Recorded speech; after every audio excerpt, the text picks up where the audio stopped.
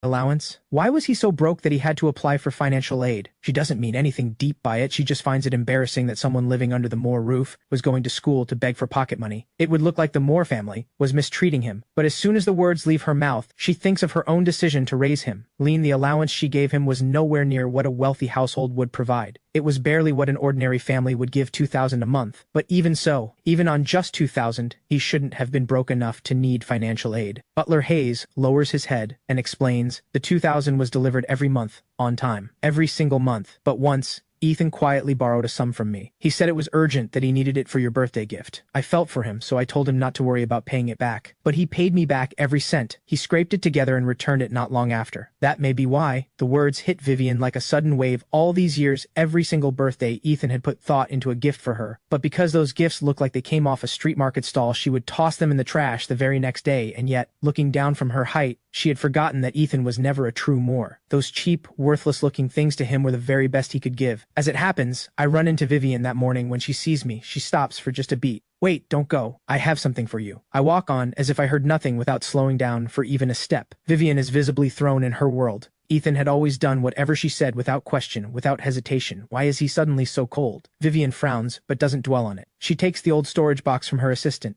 Ethan, these are your things from your old room. There's more in the car, the less important stuff. I'll have someone drop it all off at your place on the way. At that, I finally stop. I take the box from her, flip it open, and glance inside. Thank you, Ms. Moore. Before Vivienne can recover from those words, she witnesses something that leaves her speechless. I drop the entire box straight into the trash. By the time she pulls herself together, the boy who was once her brother is already gone nearby. Assistant Sean watches this unfold and speaks up, indignant, and you came all this way to return his things in person. Should have just thrown all that junk out yourself. The Moore family raised him for years, put him through one of the top universities in the country, and never once treated him unfairly. And he shows not a shred of gratitude. How dare he treat you like that? He's nothing but an ungrateful wretch. Vivienne is not listening to any of it. The moment she heard me call her Ms. Moore, something told her she had lost something she could never get back, but that vague, nameless feeling of loss is quickly swallowed by a surge of rage. She can no longer hold down. The only reason she lowered herself to come here at all was because she believed, deep down, that I still thought of her as family, and that was why I had treasured things she tossed aside without a thought. But after what she has just witnessed, Vivienne tells herself, she now sees exactly who I really am. It convinces her that the decision she and her sisters made to throw me out was absolutely the right call. What Vivienne conveniently forgets is how many times, in public, when I called her by name, she had pretended not to know me at all, how many times she had talked down to me, and ordered me to address her differently in certain settings, warning me that being called family in public was an embarrassment to her. Now that I have done exactly what she always wanted, she finds herself completely unhappy about it. Seeing the fury on Vivienne's face, Assistant Sean keeps fanning the flames, since he has no shame left anyway. If that ungrateful wretch ever comes crawling back,